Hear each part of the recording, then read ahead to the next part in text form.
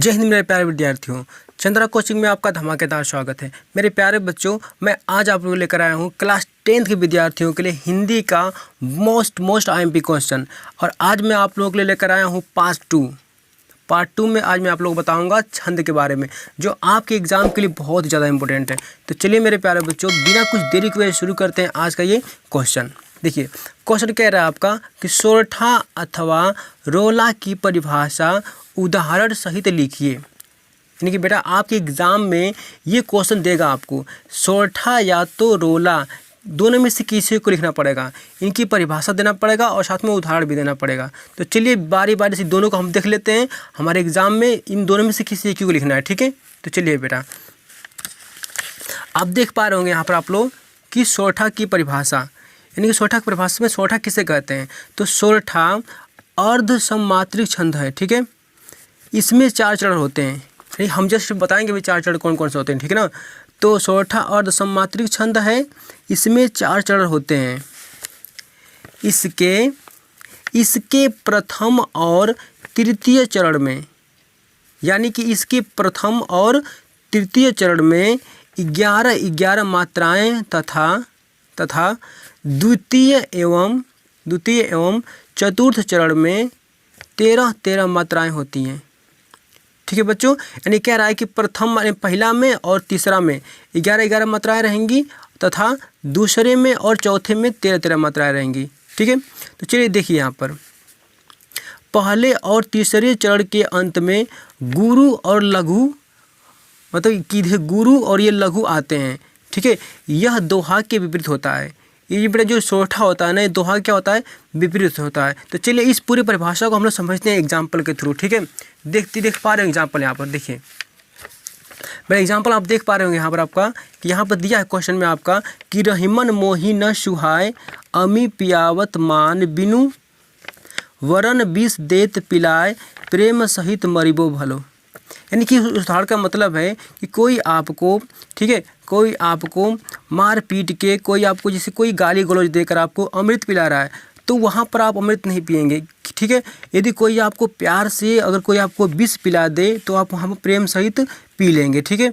और देखो ध्यान दीजिए यहाँ पर, इसमें बात क्या कर रहा था यहाँ पर आपका कि प्रथम और तृतीय की बात कर रहा था। प्रथम मतलब कि यहाँ देखिए कॉमा लगा, क्या कॉमा बेटा देखिए आपका यहाँ पर कॉमा लगा है ना, तो यानी कि ये हो गया पूरा यहाँ से यहाँ तक पूरा आपका प्रथम चरण, ये हो गया बेटा आपका यहाँ पर आपका द्वितीय चरण, ये हो गया आपका तृतीय चरण, ये हो गया आपका चतुर्थ चरण, ठीक है।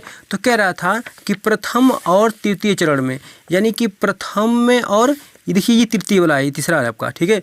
तो प्रथम में और तृतीय में कितने चरण होते हैं।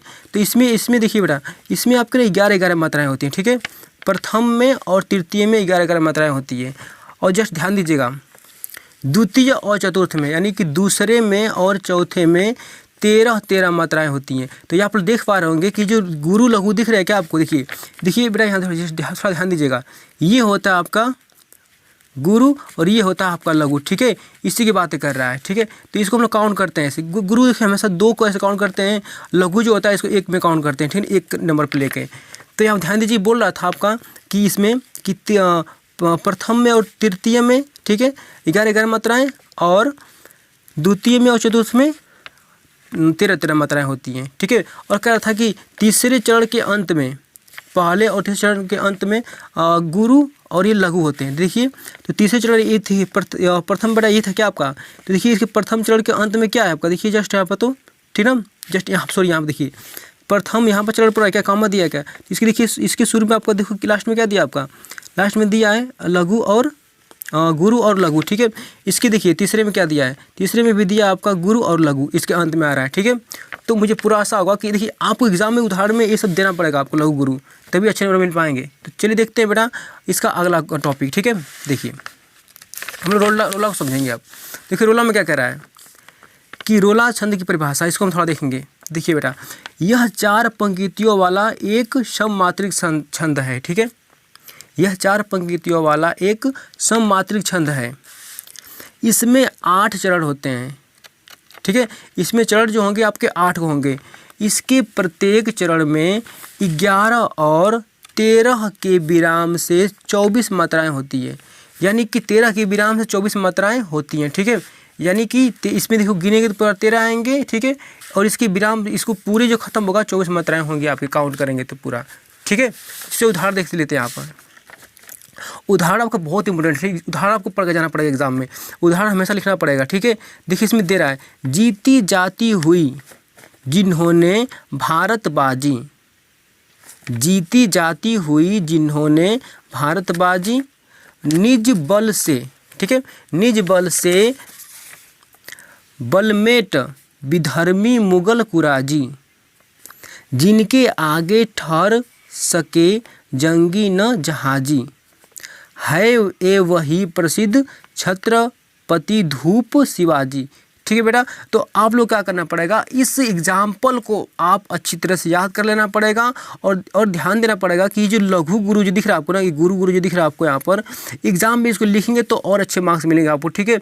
तो इसको लिखना मत बिल्कुल भूलिएगा। तो मुझे पूरा आशा होगा कि ये इसको आप समझे अच्छी तरह से आ गया होगा, ठीक है। यानी इसमें बोला था आपका, जस्ट और समझ लीजिए। देखिए इसके प्रत्येक चरण में 11 और 13 के विराम से 24 मात्राएं होती हैं। यानी कि देखिए बेटा, यहाँ देखिए, यहाँ से काउंट करेंगे ना तो ये होगा 11, यहाँ से ये काउंट करेंगे तो ये होगा आपका 13, ठीक है। और दोनों को मिलाकर जब ख़त्म करेंगे अंत में तो यहाँ पर आपका आएगा आपका 24। यानी कि दोनों को, ये 11 और ये 13 को, तीनों हम भी दोनों को जब एक में जोड़ेंगे यहाँ पर दोनों को, तो यहाँ पर 24 से आपका ख़त्म होगा, ठीक है। इसी तरह से यहाँ भी 11 13 ये बोल रहा है, फिर 11 13 ये बोल रहा है, फिर 11 13 ये बोल रहा है, जोड़ने पर 24 अब आएंगे आपके, ठीक है। मतलब मुझे पूरा आशा होगा मेरे प्यारे बच्चों कि आपको ये समझ में आ गया होगा। यदि आपको समझ में आ गया हो तो हमारे वीडियो को जल्द से जल्द आप लाइक कर लीजिए, ठीक है, और सब्सक्राइब करिए हमारे चैनल को।